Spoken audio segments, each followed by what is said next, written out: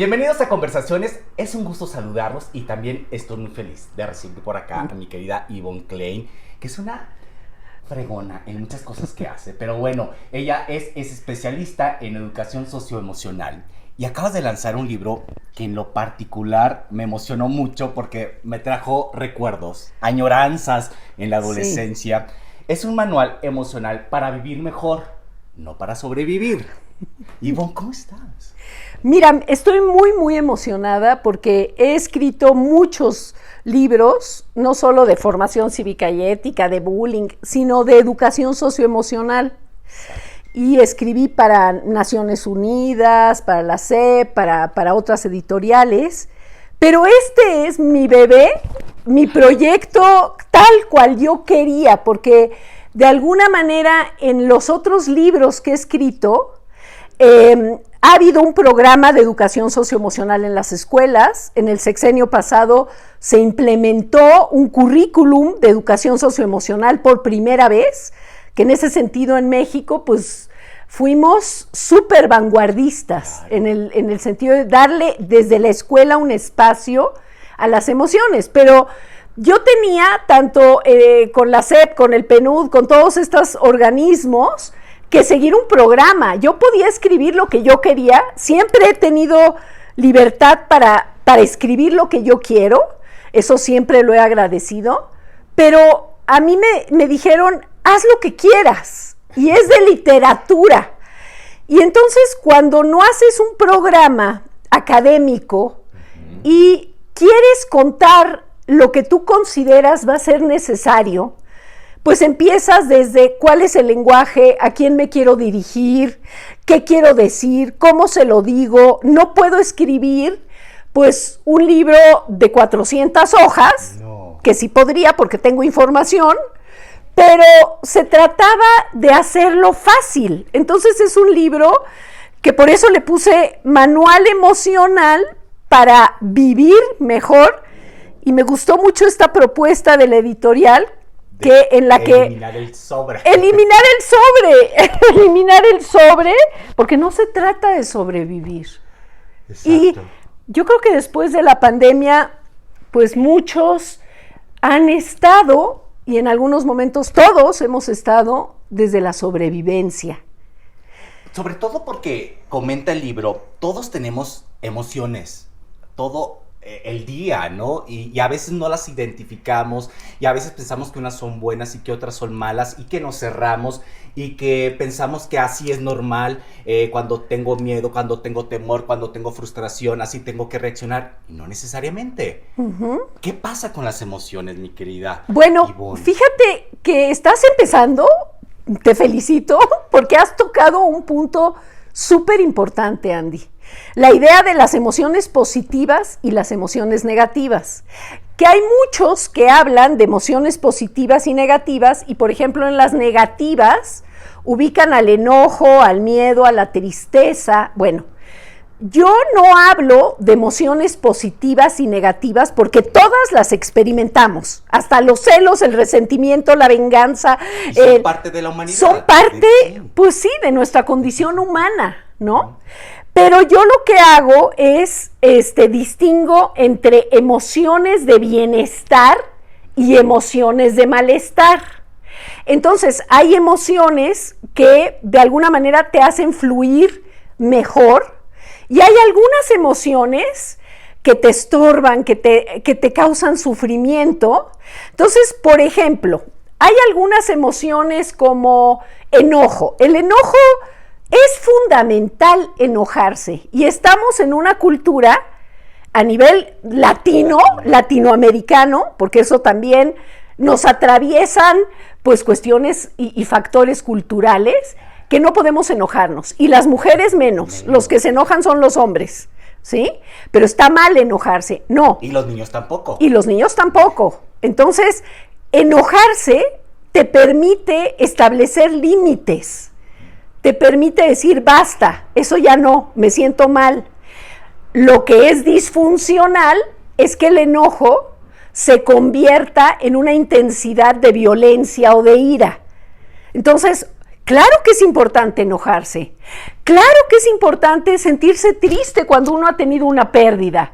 O sea, se te muere alguien o rompes una relación amorosa o una relación de amistad o se acaba un trabajo, un proyecto, cualquier cosa, pues hay un duelo, hay una tristeza y ahí es importante que uno se conecte consigo mismo. Pero cuando la tristeza se desborda, entonces ya no es funcional, se convierte en depresión, ¿sí?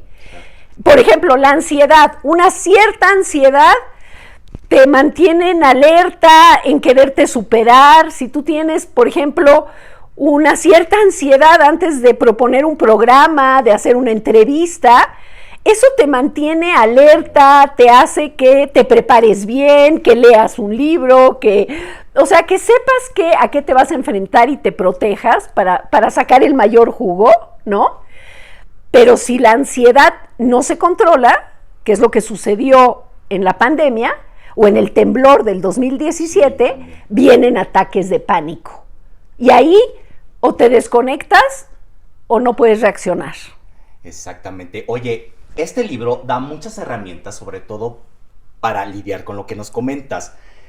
Pero también me encantó, y cuando hablamos por primera vez me decías, no es un libro de autoayuda, y eso me quedó súper claro, porque todo está basado en estudios científicos, en datos. Obviamente tú que has estudiado y que has tenido maestrías y que has estado en contacto con especialistas que te han formado precisamente para tener toda esta información, me queda más que claro que todo pasa por algo en el aspecto de las emociones, cómo hay que estudiarlas. Yo no sabía, por ejemplo, que hay unas del cerebro y otras del corazón, ¿no? Yo hubiera pensado que todo es a través del corazón, y no. Sí. ¿Cómo se llega a estos estudios, Ivonne? Mira, a ver, hay varias cosas. Uno es que siempre se ha dejado la salud mental en segundo lugar. Ahorita con la pandemia se vio, mira, ya estamos resolviendo los problemas de salud física porque ya nos estamos vacunando, estamos encontrando pues antídotos contra el COVID y llegó para quedarse, y habrá la variante JMRN y esto es parte de lo que vamos a tener que hacer. O sea, esto ya está aquí como una realidad. Pero los daños en salud mental todavía, de verdad, no se alcanzan a medir. Los especialistas estamos viendo que los índices de ansiedad y de depresión se han disparado, ¿sí? Y te hablo de que según la OCDE, ¿verdad? Los índices de ansiedad antes eran del 15% en México y subieron al 50% en México. Y la depresión era a nivel general mínima, era del 3% y ahora está en el 27%. El suicidio de chavos entre 15 y 29 años también se ha aumentado. Entonces, pues eso habla de que tenemos que atender lo que consideramos que no es tan importante como las emociones. Durante muchísimos años se le apostó a las habilidades duras y no a las blandas. Y yo te diría, yo creo que las blandas, que son todas estas, no tienen nada de blandas porque son las más duras, ¿sí? Entonces, bueno, con respecto a eso, lo del libro de autoayuda, yo te voy a decir una cosa. Cuando más desesperación hay a nivel social, cuando rompes, cuando hay mucha angustia, porque las emociones también son contagiosas, claro. Y se vivió en pánico hace 2 años, ¿no? Entonces tú buscas salidas, buscas fórmulas, bueno. Entonces hay toda una literatura que pues se llama literatura de autoayuda. Yo te diría, hay libros de autoayuda de mucha calidad y hay unos que es lo que yo entiendo peyorativamente por libros de autoayuda. No todos son así, pero son los que defienden un échale ganas y con eso es suficiente, ¿no? Eso de voluntarismo, de párate enfrente del espejo y di que eres lo máximo. Pues sí, esto te sirve hasta cierto punto, pero te sirve 15 minutos. O sea, el chiste es que tengas elementos para ver desde dónde puedes apuntalar tu estar en el mundo, que eso es completamente diferente. O sea, cuando tú a una persona que tiene depresión le dices, no hombre, échale ganas, ya fíjate todo lo que tienes. Eso, te digo una cosa, no le sirve de nada. Le sirve más que le digas, cuéntame cómo te sientes, desde dónde te sientes tan solo, desde dónde te sientes tan desmotivado. Entonces, pues ha habido una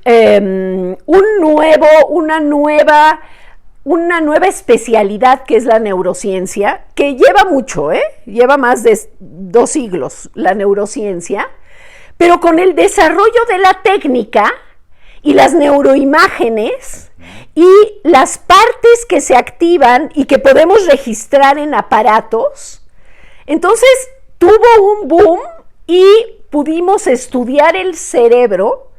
Las emociones no se sienten en el corazón, se sienten en el cerebro, porque además no es lo mismo una emoción que un sentimiento. Eso luego podría yo aclararte cuál es la diferencia entre uno y el otro, pero entonces se ha estudiado el cerebro humano, lo que se activa, se ha estudiado la conducta humana. Entonces han intervenido neurocientíficos, psicólogos, psiquiatras, educadores, pedagogos. Entonces ha habido un boom y por eso ahorita estamos viviendo en todo ese florecimiento de información con respecto a las emociones. Claro. Entonces, por ejemplo, antes todo lo que se descubría en ciencia tardaba un siglo en aterrizar a la sociedad.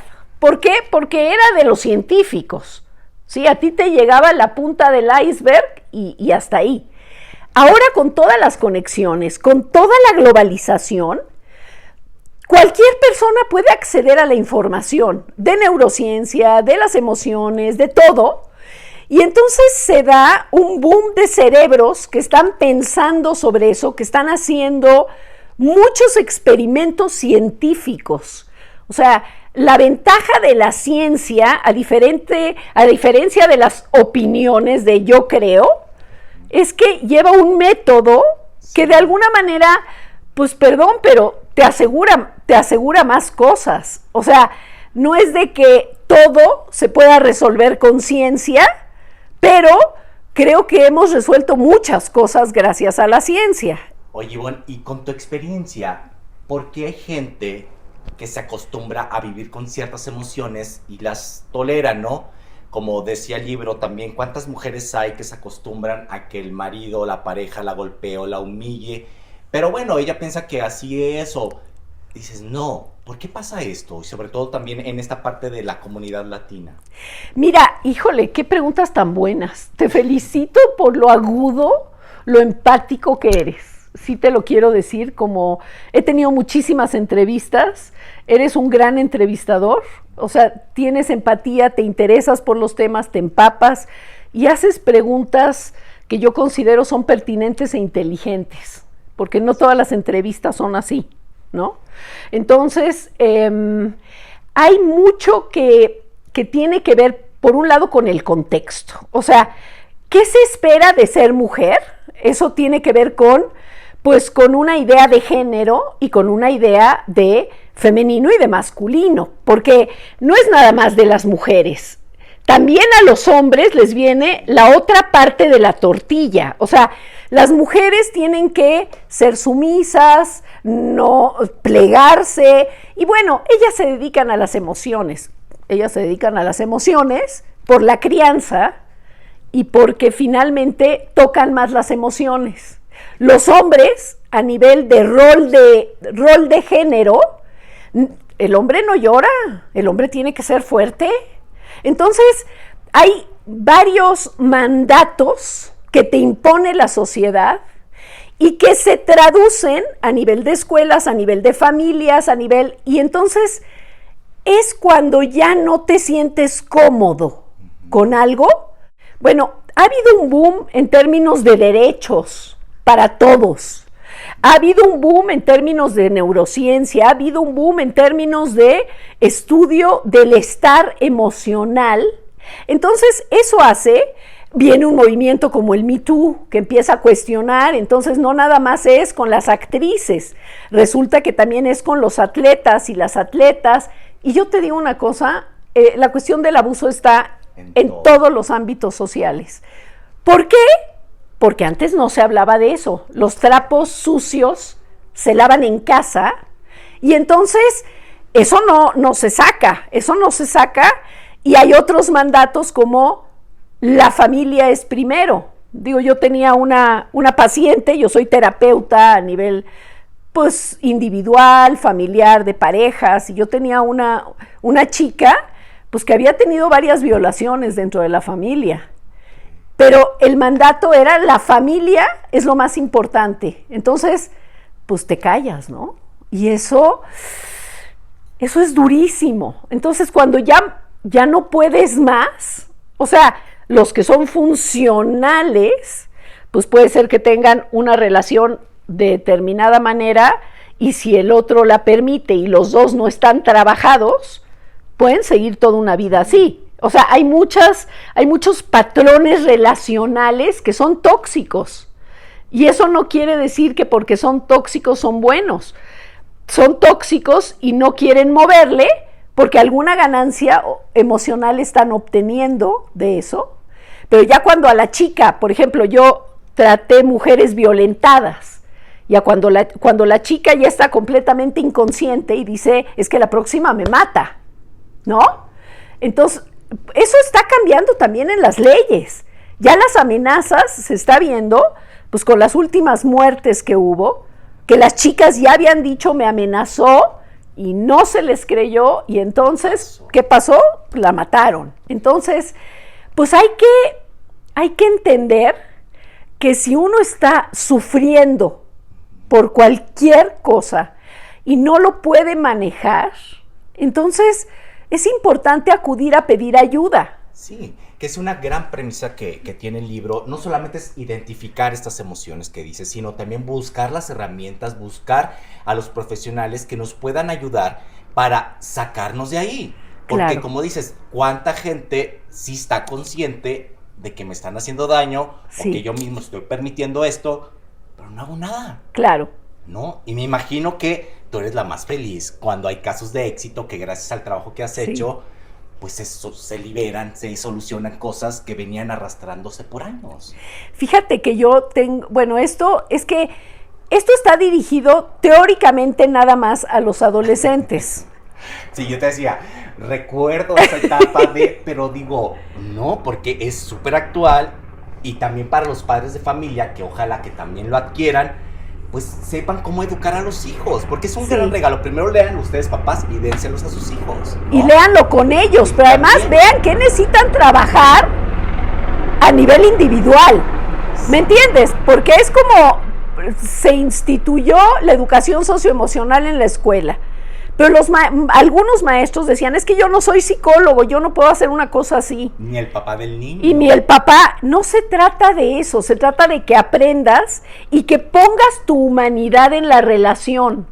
O sea, porque los padres tienen el mandato de que tienen que ser a fuerzas siempre los fuertes también.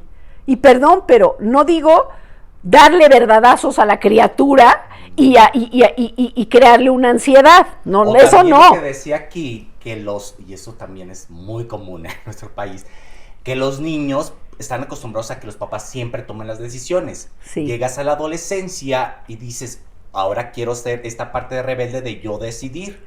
Y es cuando viene ahí el choque, porque no también los padres desde niños vayan diciéndoles, a ver, ¿tú qué prefieres, qué quieres, qué decides? Claro. Y ya no hay tanto problema en un futuro, ¿no? Claro. Ahora, sí va a haber cambios en la adolescencia, porque hay cambios a nivel hormonal, a nivel psicológico, a nivel social, a nivel de desarrollo del cerebro. Se te rehace el cerebro en la adolescencia.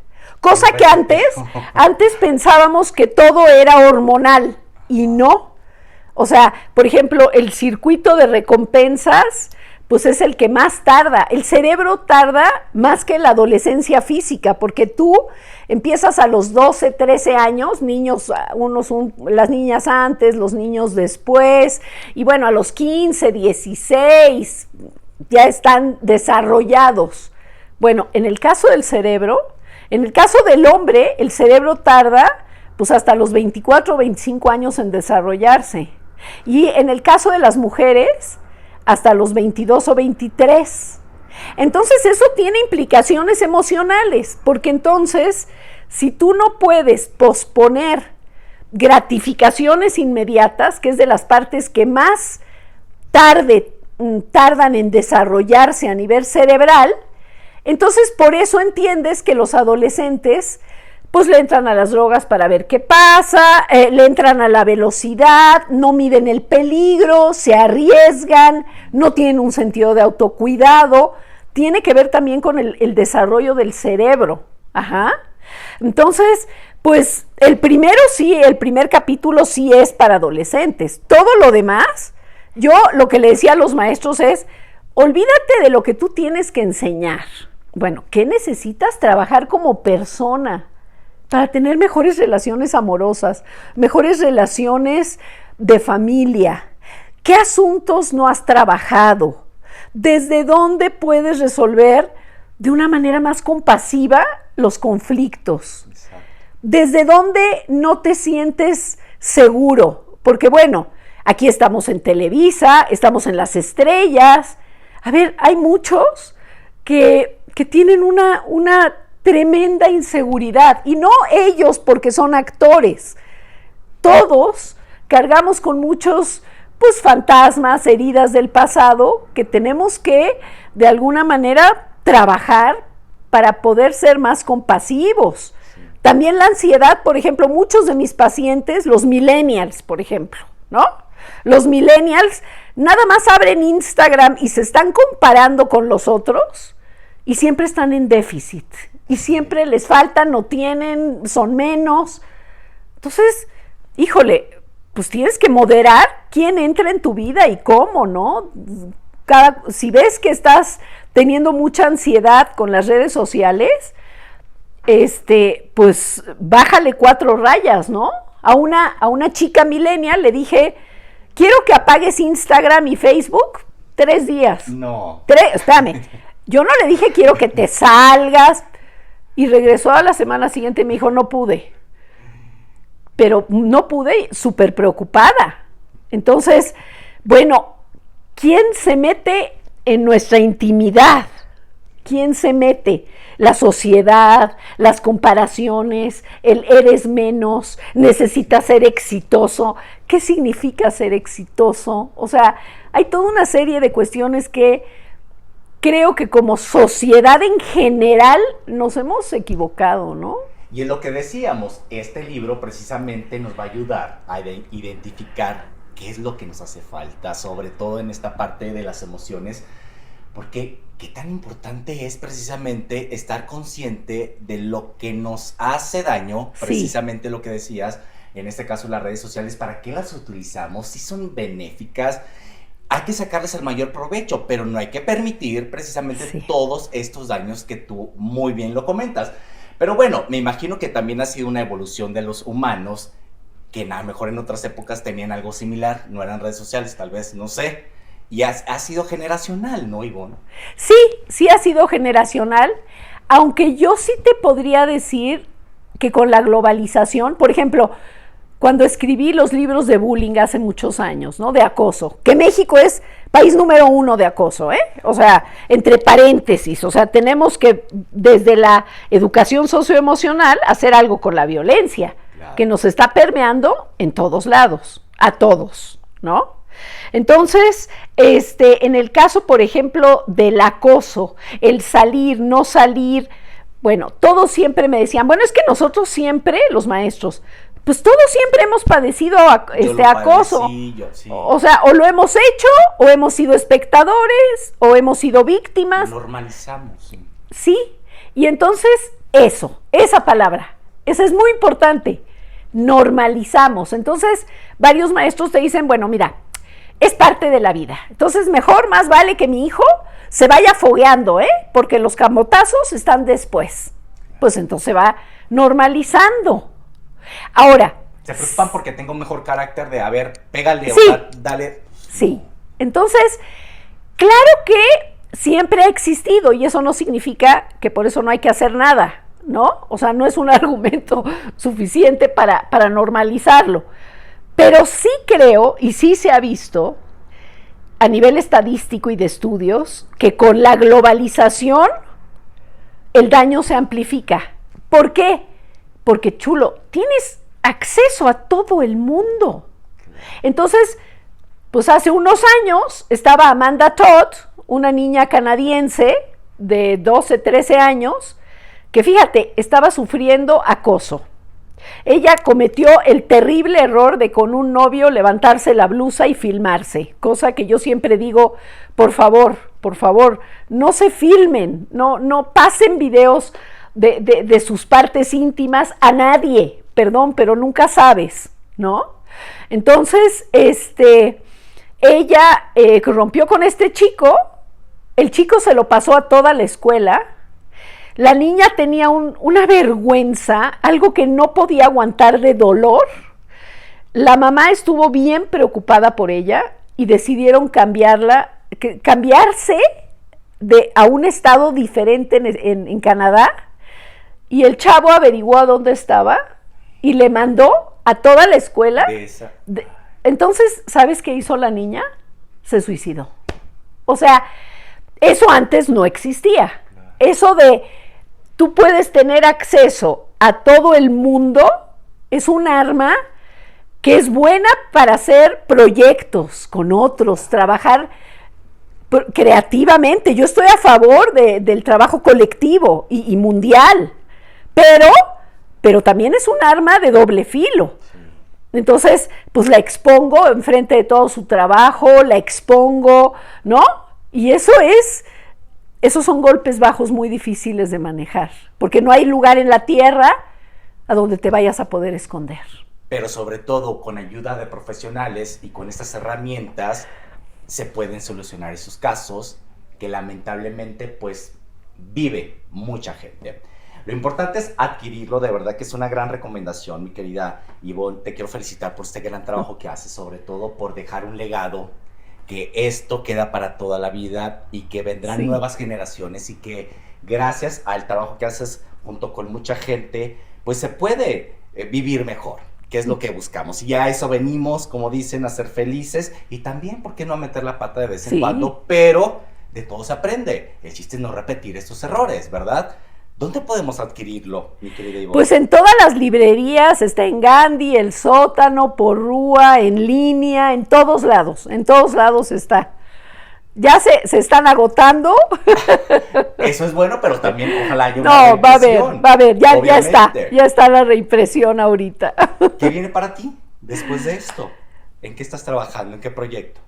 Pues mira, yo estoy asesorando a algunos organismos para fortalecer sus emociones como empresas. Claro. O sea, estoy en una ONG que trata con niños de la calle y estoy le di a las cuidadoras, a los que reciben a los niños. Yo sigo haciendo terapia, sigo escribiendo cosas. O sea, creo que pues por un lado tengo la terapia individual que me da muchísimo conocimiento, que yo le agradezco a cada uno de mis pacientes haberme permitido acompañarlos. Eso es maravilloso porque vamos construyendo, vamos pariendo juntos, vamos viendo desde dónde pueden vivir mejor.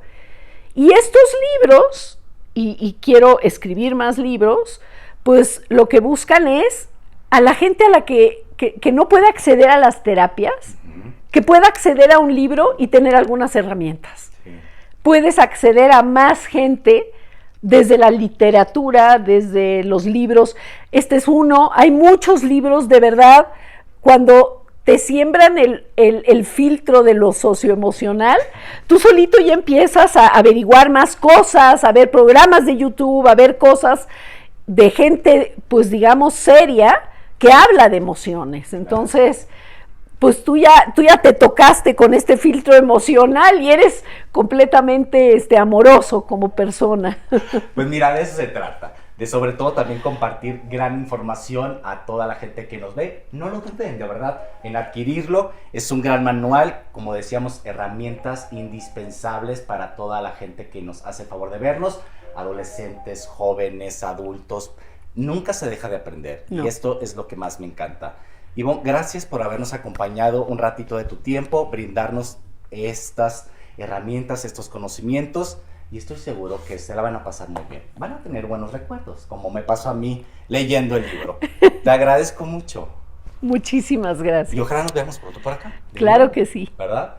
Esto es Conversaciones, un gusto estar con ustedes y ya lo saben, la recomendación del día de hoy, Manual Emocional para Vivir Mejor de Ivonne Klein. Gracias. Gracias, querido. Nos vemos en la próxima.